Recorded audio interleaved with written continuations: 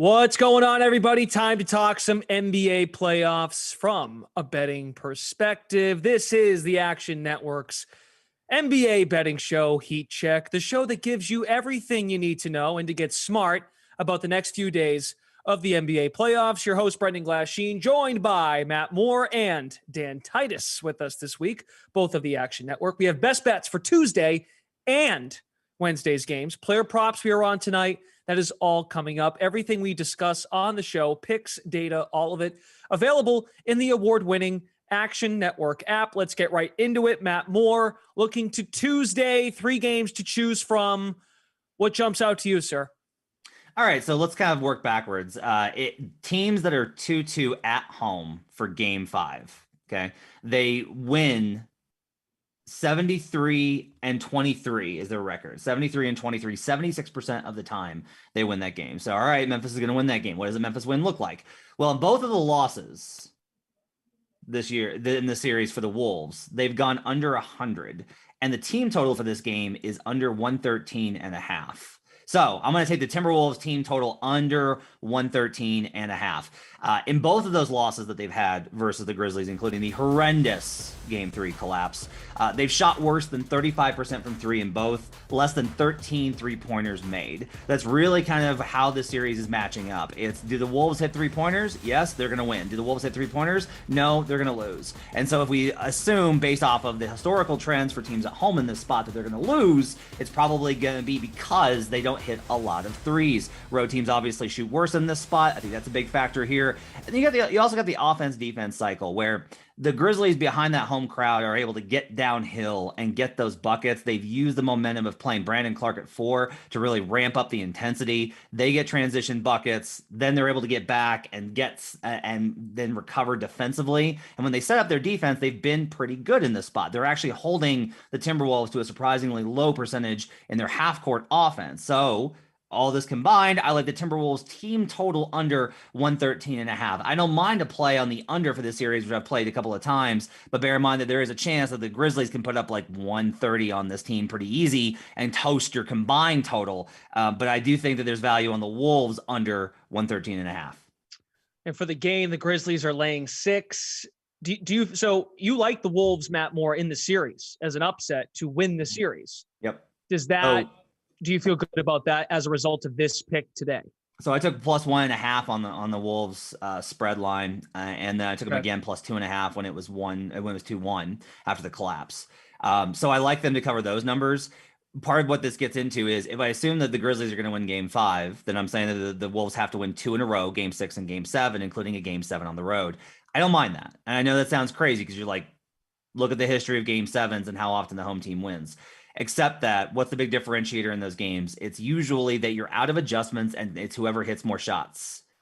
The Wolves have better shooters. So in a Game 7, very tight environment, I'll take the Wolves in that spot. I still feel good about the Wolves winning the series. I think that there is a chance they win Game 5 and Game 6. I think there's a chance that they win Game 6 and Game 7. I like them to win both. I like them in that spot, but I do think Memphis gets Game 5, and so I have to bet it accordingly. Okay, very good. Dan Titus, your best bet for tonight's games.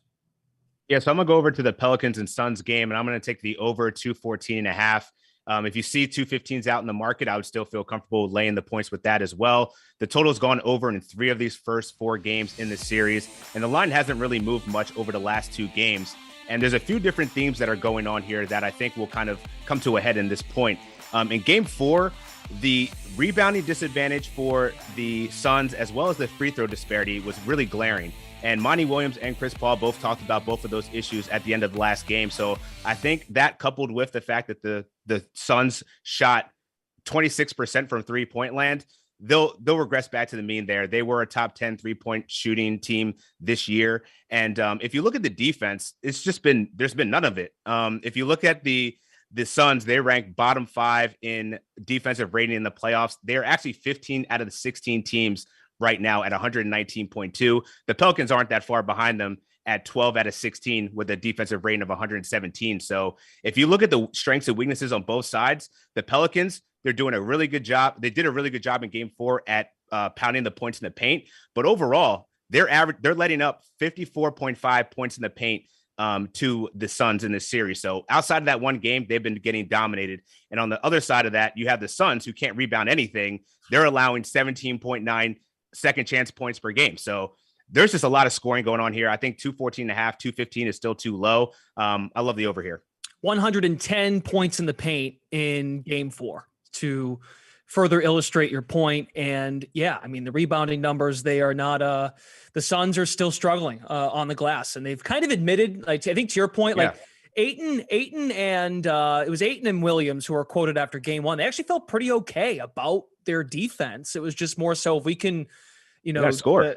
Right. If you can neutralize the boards a bit with Valanciunas more specifically, because he just went unbelievably off on a different planet, they would be okay. But yes, you've got to score in order to prevent those rebounding chances. And that was their failure in game 4. We're all touching a different game. That's good. I'm going to go to the Miami Heat in a up 3-1 going back home for game 5. I like Miami to cover the spread at -6.5. Matt Moore, I saw you put this out there straight up. The home team that is favored in a game 5, up 3-1, a great record straight up.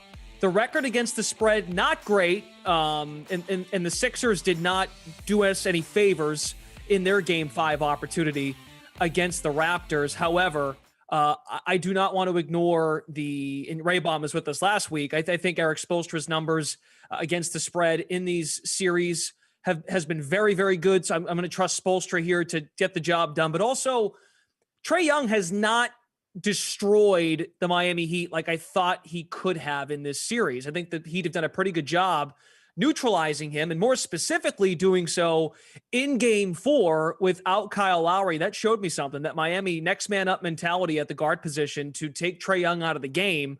That to me has showed me enough. Young has not gone for more than 30 points. They need that to hang in this game. We saw that, what it looked like right when that second quarter got about a quarter of the way through.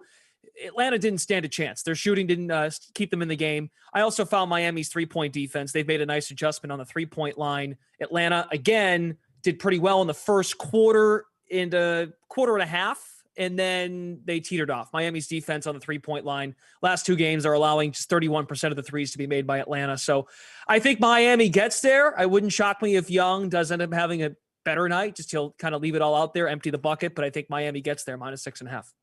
Love it. The Hawks have been bad on the road all season. They were bad in the series to start. That's been like a huge part of it. The Heat are a much better home team. Here's a good one for you. Guess who leads the Hawks in scoring in the series? It's not Trae Young. It's DeAndre Hunter. He leads the league in scoring. Yeah, when he's on the floor, they've gotten outscored by 30 points per 100 possessions. Not an exaggeration. 30 points per 100 possessions. A -30 net rating. That's for the player that has played the second most minutes in the series. This has basically been an absolute stomping that has been disguised as kind of like, the Hawks are a little bit pesky. They have been completely overwhelmed here. The switching defense of Miami has completely neutralized Young because he doesn't have a weak spot to run against. Young is really good in the playoffs in large part because of his ability to isolate. He does the exact opposite of what Luka Doncic does, which is go after the toughest matchup. Trae is very smart in that he picks on whatever your weak spot is. The Heat don't have one. There's no one for you to pick on. They've done a good job of keeping Duncan Robinson off the floor for just this reason versus Young. I don't think that without Young offensive engine, they have much to go on here. The numbers for these teams up 3-1 ATS, they're below 50%. They're at 48%. There's not value on the other side either. So I'm going to stay away from it. But if you're going to make a play on a spread or a total, I think on this slate, I think you have to look at the Heat -6.5 as one of the safer bets that you can take. Yeah, I mean, look, the fourth quarter, more specifically, the game in which Atlanta won. They were trailing that game by double digits in the fourth quarter. It took an unreal run to win that game, and they might have gotten some help too, I think, with some calls there down the stretch. Dan, any final thoughts on that one before we move forward? Yeah, just kind of hammer it home. I mean, Trae Young's just been abysmal. Shout out to Brandon Anderson. Buckets podcast. He's been riding this Trae Young under points, rebounds, and assists. I think right now it's sitting at 38.5, 37.5. I would definitely take the under on that, just being that the Heat guard him extremely well. Points, rebounds, assists. So now I'm curious as to what it is, just to get, you said it was at 38.5? Yeah, it's like 38, 37.5. Trae Young, 37.5. And the under is juiced to -120 over at -115 over on DraftKings. So very good. We each hit all 3 games. I'm sure we'll continue to do so as we now spin the wheel. The wheel tonight has player props from all 3 NBA playoff games, and whatever player prop the arrow lands on, each of us is going to weigh in on whether or not that prop goes over or under. So producer, let's spin the wheel for Matt Moore. Here we go. Lots of blue and orange colors here. CJ McCollum of the Pelicans, and it's a rebounding prop for CJ. 4.5, Matt. I'll take the over here. So as I prep for this, I looked and saw that in this series, CJ McCollum's had 9 rebounds, then 4 rebounds, then 8 rebounds, and 8 rebounds going back to the start of the series. So he's gone over this in 3 of 4 and not gone over by a small amount. The Suns are getting crushed on the offensive glass. And if you look at it and you say, like, yeah, but this is CJ McCollum. Well, guess what Jonas Valanciunas is doing? Tip outs. And oftentimes those are not correctly attributed. If it is contested, it often does not get attributed as a controlled tip out. And so McCollum then picks up the rebound. Even in a lower scoring game, let's say that the Suns defense is able to pick it up and play a little bit better defense. That means there's more opportunities for these rebounds. This pace has actually been rather fast compared to the rest of the series, which has been not necessarily surprising, I think, given how the two teams want to play. So I'll take CJ McCollum over 4.5 rebounds. It's a low number for a high usage player. Going to be playing a lot of minutes. CJ's played very well in this series. I'll grab the over on McCollum at 4.5 boards.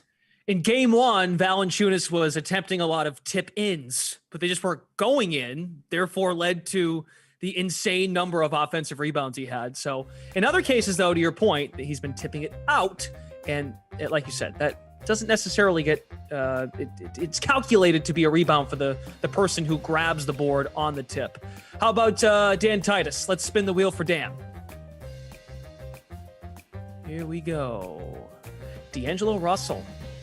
28.5 points, rebounds, assists. What do you think? D'Lo. Man, he's just been the tale of 2 D'Los here, because in the regular season, he absolutely torched the Grizzlies. What he averaged, like 31 points, 4 rebounds, 7 assists, shot 5 3-pointers per game. But it's just been a tale of a different D'Lo here. And against this Memphis Grizzlies team in the playoffs, it's been bad. He's been under this line in 3 out of 4 contests. The only game that he actually went over 28.5 was when Cat was in foul trouble and he only attempted 4 shots. So I think the real difference in this series for D'Lo has been the absence of Steven Adams. RIP to his player props and his unders. But it's been tough for D'Lo because now that Memphis is going with a smaller lineup and quicker lineup of Xavier Tillman and Brandon Clark and Kyle Anderson, they're switching everything. So D'Lo's not getting all those open looks that he was getting earlier in the series. So while his assists have still been pretty firm at 7 in the postseason, his points are down to 13 from 17 in the regular season. And he's only shooting 31% from the field. So I can't help in this spot where a lot of our action team is on the Memphis Grizzlies. I think that this is a good one to take the under on DAngelo Russell here as he kind of struggles in these games. I'll push back a little bit. So I think if you look at how D'Lo has actually shot versus these different coverages in pick and roll situations, okay? Mm-hmm. The one that he's been on most of is obviously they're switching everything. That's why you go small. You want to switch everything. He's still got a 52% effective field goal percentage, which is 56th percentile for every player that's done this in the playoffs. It gets better versus every other coverage. When they go at him in terms of trying to blitz him at the level, he's actually shooting 80%. Like he's actually created an effective field goal percentage. Now, a lot of this is those numbers are down for shooting. That's really the key here is that he's not shooting in pick and roll situations, and he's taking a lot of what I would refer to as D'Lo shots, which are contested pull-up jumpers with the poorest timing possible early in the shot clock. If he would just stop doing that, boy, would the Wolves be better off, and so would my Wolves series ticket. And so the question here really, the reason I kind of go like hesitate on this, and being on the wheel, you got to choose one side or the other. I think you do have to go under here. I just will say that if you're looking at this to bet as a prop, I'd probably stay away from it. And the reason is anytime you have a condition where a player controls the outcome, which is how I feel about the Wolves in this. If the Wolves just don't play dumb, they can win this game, score efficiently, and win the series. The problem is that they're the Wolves. And so they make continuously bad decisions. The question is whether you want to have your money tied in on, I'm betting that they're going to make the wrong decision versus if they make the right decision, the outcome's going to go against me. And that's kind of the equation I think you have to weigh here. So while I don't mind Dan on the wheel taking the under, if you're going to go in on one possession or the other, I think that that's probably a good spot. I just took the Wolves under 113.5. So clearly I think they're going to have a bad offensive night, but I do get a little bit nervous about PRA, especially given if it's a tougher game and he picks up rebounds, or if he's just able to create a few shots and get a couple of and-ones. The number makes me a little bit nervous, even with how much he struggled this series. But if you're going to play one side or the other on Russell, if you're like, I'm betting Russell PRA, I do think you have to go under. Yeah, I mean, look, Titus is looking for a game 2-like performance and not game 3. A game in which, in game 3, they only score 95 points, but he gets to 35 PRA. Yeah. So I think DAngelo Russell has shown, because Dan gave us his numbers in the regular season head-to-head with the Memphis Grizzlies, that defense does it gets ticked up a notch in the postseason, right? And that's kind of what he's been a victim of here in this first round series. Moving on, I'm going to go back to Miami, Atlanta. Matt Moore hit on this about DeAndre Hunter. I at first was thinking about the points prop, but then what started creeping in my head was maybe Trae Young tries to become too much of a hero, and maybe it works for a half of a quarter or so. So instead of going to DeAndre Hunter's points prop, I like the over on his threes made. It's at 1.5, minus 120 on DraftKings. Again, he's been benefiting from Miami's focus on Trae Young. He's hit this over in 3 of the last 4 games, shooting a minimum of 35% from 3 since the beginning of March. So that to me has been that's been a recipe for success for Atlanta to hang around. Another thing too is I get the sense they're going to be playing from behind in this basketball game. So Hunter should get his looks. He's had 6 attempts in each of the last 2 games, developing some confidence, shooting the 3. I don't see that necessarily slowing down here in a must-win game 5. Don't mind it. Like I said, the Hunters, led this team in scoring. I think you got to look at that. He's going to have a lot of opportunities. I think they've contested these shots, I think, pretty well, but he's still going to keep shooting. I had kind of toyed with playing the unders here a little bit on it, but I think ultimately, I just think here's kind of the thing. I just mentioned he's got minus 30, right? He's got minus 30 net rating. So like an obvious adjustment would be, hey, maybe he should play less. Like maybe this isn't the series for DeAndre Hunter. Nate McMillan's not the coach to look at the plus minus and go like, oh wow, we're getting killed, we should change that up. That's not a bad thing. He feels like it's out of context, and the plus minus isn't going to tell him what he needs to know. Totally understand that. That's a completely reasonable position. But if that's his thing, then he's going to definitely stick with his rotation. He's going to say we need more DeAndre Hunter because he's one of our better players, and that's just going to lead to more opportunities. If the Heat are determined to get the ball out of Trae Young's hands, which seems pretty evident, and the Hawks are determined to try and win this game with offense because it's the only way that they can win this game because they can't defend anybody, then Hunter's going to have to get up 3. So I like the overplay here. Cool. Before we move on, gents, we have a question in the chat. So good stuff from the wheel from both of you. Hank has a question in the YouTube chat. We are on YouTube today. Hank says, what should I take for the over-under on Chris Paul's points prop at 20.5? So he has a marvelous game 3, does not play well in game 4. Dan, what's your feeling on Chris Paul as far as how he is as a scorer tonight? 20.5 is the number. 20.5. I mean, I like it in the bounce back spot because they're going to need to generate some offense. And maybe we see more out of Cam Johnson. DeAndre Ayton obviously has had 2 consistently good games, but Chris Paul's got to be more assertive here. They definitely shaded towards him, and he didn't get a lot of those mid-range jumpers that he likes to get. Maybe he is losing a little bit of steam here, but I think that this is an awesome bounce back. I think he'll get to the line a little bit more. We'll see them play a little bit more free flowing as, being away, they just weren't getting any calls in game 4, being back on their home court. There's no Scott Foster. That's a great thing. No Tony Brothers. That's also a great thing. So I think we can see a nice little bounce back here. They're going to need Chris Paul scoring 20.5. It's a bit rich, but I think that he could get there. So I take the over on that. Chris Paul did not go to the line, Matt, in game 4. 0 for 0 at the line, 7 of 8 in game 3, 20.5, like in an over, like Titus? Yeah, I think you have to. So here's like a good example of where they're kind of at. I actually might play the over on points and assists. Yeah, I like the assists as well. Route and go that route, because if they target him as a shooter, then Chris is going to make him pay. And if they try and play back and make him score. So here's a good example. We all love Herb Jones, right? Like Herb Jones, incredible defender. What an amazing defender. Not on Herb. Paul in the series, when defended by Herbert Jones as the half court matchup, Chris Paul has scored 28 points on 22 usage possessions. So he's averaging a really good percentage in those spots. The team as a total has scored 123 points on 112 of those. So what I'm saying here is the best defender on the Pelicans has actually not slowed down Chris Paul. They've lost for a lot of reasons, but Chris Paul has not. So 20 and a half. I would look at the assists. I know that number is going to be high because of the expectation on Chris, but there's also a possibility that Chris just winds up dropping like 14 assists in this game if they try and blitz him. You can't blitz him. So I think that genuinely, I think there's probably of some value on the points and assists rather than just points. And that is currently at 30. That's points, rebounds, assists. Pardon me. His number's at 32 and a half. Juice to minus 125. It was 33 and a half last game. So you can buy a little bit of a discount there. Okay, good stuff. So that's our breakdown for the games coming up tonight. 3 games in the NBA. We definitely have 2 tomorrow. We've got the Bulls and the Bucks. Bulls are suddenly banged up, right? I mean, Alex Caruso's in the concussion protocol, did not travel with the team. Zach LaVine in COVID protocol. So that's big. And we've got Denver Golden State game 5 in San Francisco. So let's go to our best bets for Wednesday. That's the beauty of the playoffs. Lines are out and player props are out for tomorrow's games already. Matt Moore, is there something that you're eyeing now ahead of tomorrow's games?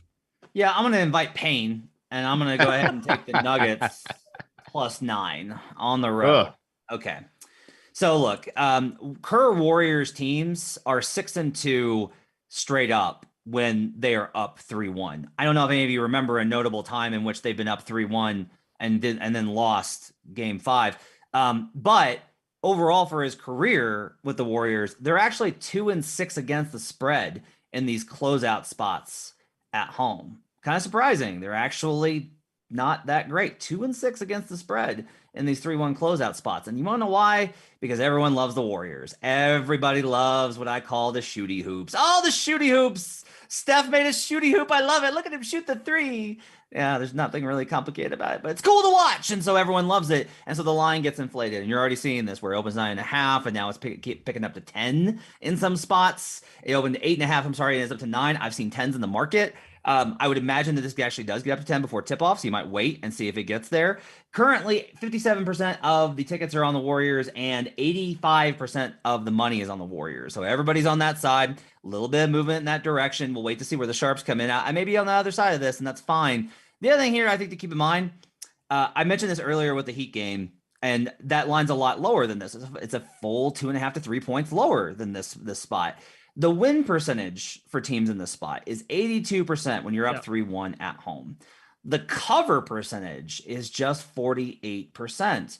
So for me, this tells us a story that, look, teams up 3-1, they're in a good spot. Sure, they got a game, but they're at home now. Close out, they're going to blow them out and demolish them. And I'm getting 9 full points with a Nugget squad that has gotten used to how the Warriors play. There's a real shock factor that goes into those first 2 games when you're in Chase Center and you haven't played a team that plays this many cuts, this much movement, all that you have to navigate all of these things. They hit you from so many angles, and the Nuggets got overwhelmed. These last 2 games have been very close because the Nuggets have really settled down. And while I do think that the advantage for the Warriors is significant at home in Chase Center, it's not Oracle. It's not Oracle. So I'll go ahead and I'll grab the 9 full points with the Nuggets and pray to God that they hold on versus the Warriors, who I do expect to win the game. I can piggyback off that thought when I get to my pick, but I want to go to Dan first. He's got something I think on Steph. Yeah, I know Matt Moore hates Steph Curry. If you listen to the Buckets podcast, he's a lovely person. This goes way hate back. there. There was some hate there. But I'm going to roll with Steph, man. I feel really encouraged after him getting 37 minutes in game 4. His minutes are up. He scored over 30 in 2 of the 4 games. He almost had 27 and a half in 1 game, but he lost by the hook. But I feel really good about him getting 27 and a half points here. So I'm going to get the over. He's averaging 28.7 points in closeout games in the playoffs for his career. If you saw the way he was finding his groove in game 4, I think that it's between him and Clay, man, it's going to be curtains for this Nuggets team. So while I believe in, I'll hang on and pray for Matt for the +9 here because they should be able to cover. But they're not going to be able to stop this 3-point barrage that's about to happen. And this is all considering that Steph Curry missed 4 free throws. When does Steph Curry ever miss free throws? So 27.5 still seems pretty low for me. I'll take that. Why I can still get it under 30 because this is about to be the change into the guard where Steph takes over this team again.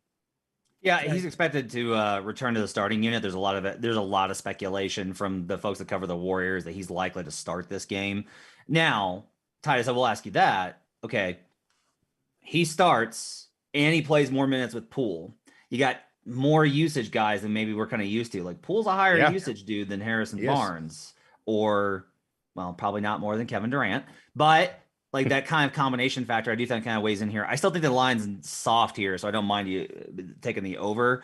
But I do kind of wonder if you're a little bit concerned about the usage of how. And also, I'll say this: the Nuggets are back to they played aggressively. They played drop coverage versus Steph Curry in Game 1, which boy was that a bold choice.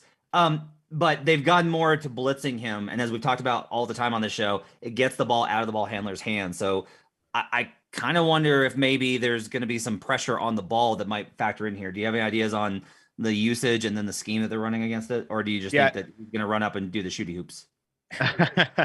A little bit of a combination of the shooty hoops, but I think one of the benefits that I think that the Warriors have now is that Draymond Green is really getting back into the swing of things.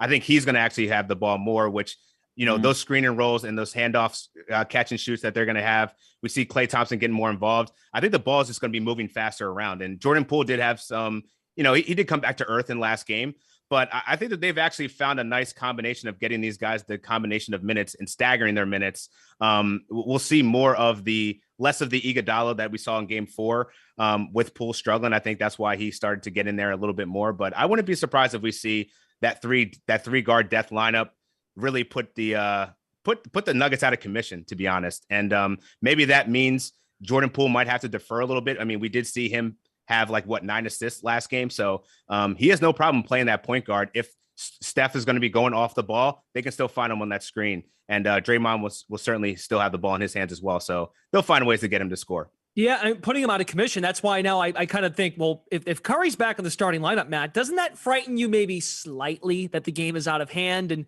maybe they do get a backdoor cover with the 9, but could it? That's what I was concerned about, actually, is if they get up early, maybe he doesn't have to play as much towards the end there. But because I mean, the team total, I mean, the Warriors have been smashing their team total. If the Nuggets start out slow, man, this could be out early. Do you know, well, the Nuggets have won the first quarter. They did. They have games. Yeah. What about that second quarter though? Also, well, you mentioned the second quarter. Do you want to know why Steph Curry on the second quarter? Because Curry plays in the second unit versus the bench oftentimes. That didn't happen in Game 4. It's fair. Last 2 games in the series, both in Denver, Curry has a negative net rating.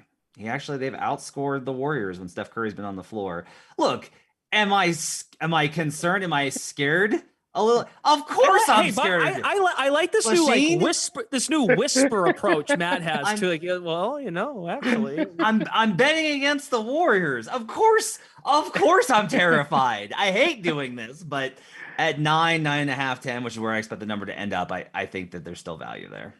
All right, I'll give my pick, and this kind of piggybacks off Matt's thoughts on the Nuggets figuring out what Golden State is doing on the defensive end. And I think someone who has benefited from that going back to Game 2 is Aaron Gordon. And I was shocked to see the number on the odds on 2.5 assists. The over is at plus 145. And I love this for Aaron Gordon. He's had at least 3 assists in each of the last 3 games. He was the beneficiary of making that last pass on 3-point makes. Now, look, the Nuggets shot an excellent percentage in Game 4, fully admit, from the field overall and from 3. Gordon, I think, is starting to understand where Draymond is on the floor, which allows him to find more passing lanes or opportunities to attack, which leaves open shooters. I think Gordon is actually starting to really figure out how to play, understanding the attention being put on Jokic when he is in the game. And when Jokic hasn't been in the game and those limited minutes that Gordon is on the floor, I'm looking at the value overall when I look at this play. I just think you're getting a really, really solid line, and to only get to 3, and he's done that seamlessly these last handful of games. I love this for Aaron Gordon. I think he's actually starting to figure out how to play basketball the right way, weaving in and out of this Golden State defense. I don't mind it. A lot of this is basically, is Aaron Gordon going to be aggressive or not? Because if he's aggressive, then he's going to be on the interior, and it's harder for him to make those assists against the contest on the inside. Good for you, though. In Golden State, he was absolutely not. In the Bay, he was not aggressive whatsoever. He was very much just him like looking to spot up. I'll also say what works in your favor is the pace of the series. It's been very up and down. Like they're pushing pace, which I'm sure Nikola Jokic absolutely loves. And so I think that there's probably an opportunity for Gordon to get out in transition and find some opportunities. This number being low at a plus number, I think you found really good value here, Brendan. Like it's just based off of the number of shot attempts available. And honestly, the Warriors defense, which is so good all season, has not been great in the series. The Warriors have won the series with an incredible, indomitable, unbelievable offense. The Nuggets have gotten theirs. And if you have more shots, if the Nuggets are scoring, they're going to have high assist totals, as you mentioned. So I don't hate this at all. I think there's probably really good value at 2.5 plus 145. Yeah, the Nuggets have been getting looks, Titus. I think they finally started making them in game 4. And like I said, I think too little, too late. Don't get me wrong. Like I'm not saying the Nuggets are alive in this thing, but I think they will kind of backs up Matt's point that they might hang around in game 5 in San Francisco. Yeah, I like where you're going this, and at plus money, I think it's really good value because if you look at the regular season compared to the playoffs, Aaron Gordon's usage rate has gone up to over 20, close to 21. And then also his assist percentage has also gone up to almost 13%. So 3 is a pretty low number. And as Matt alluded to, if he's not going to be aggressive, and we've seen Draymond get into his head throughout this series, I wouldn't be surprised if he's looking to defer a little bit more in this game here. Sure. I mean, now, and of course, I'm asking Bones, Highland, and Morris to keep making shots. That would be helpful. But it feels Gordon has been in the right place here these last couple of games to get there. He's had 4 assists in 2 of those games, and 3, as I said, in game 2. Did not have an assist in game 1, so it could. I hope it's not game 1. Aaron Gordon is the long and short of it. Okay, I think that's going to be it, fellas. Great job. Good stuff. So just to recap the bets for tonight and tomorrow, Matt Moore is on the Timberwolves team total under 113.5, over on CJ McCollum's rebound prop at 4.5, and he likes the Nuggets plus 9 tomorrow night. Could probably get a better number tomorrow too. To Matt's point, all the public money probably coming in on Golden State. As for Titus, he's on Suns Pelicans over 214.5, DAngelo Russell under 28.5 points, rebounds, and assists, and he likes Steph Curry to hit over his points prop tomorrow at 27.5. I am on the Heat tonight, minus 6.5. DeAndre Hunter over 1.5 threes. And I like the over on Aaron Gordon's assist prop tomorrow night. It's at 2.5 and plus 145 odds over on DraftKings. For more NBA picks all week long, be sure to check out Matt and other action analysts over on the Buckets podcast. They're coming to you with content every day during the NBA postseason. They are giving you it all. As again, there's playoff games every single day as we move towards the conference semis and then into the conference finals. And also be sure to be on the lookout for potential NBA bet spaces over at NBA Bet. We've been doing those throughout the playoffs, coming to you on weekends with those 4-game slates as an example. So be on the lookout for those over on the Action Network. For Matt Moore, Dan Titus, Brendan Glasheen, thanks for tuning in, everybody. Best of luck tonight. Good luck tomorrow. And I'm sure we'll join you again very soon. Thanks for watching Heat Check.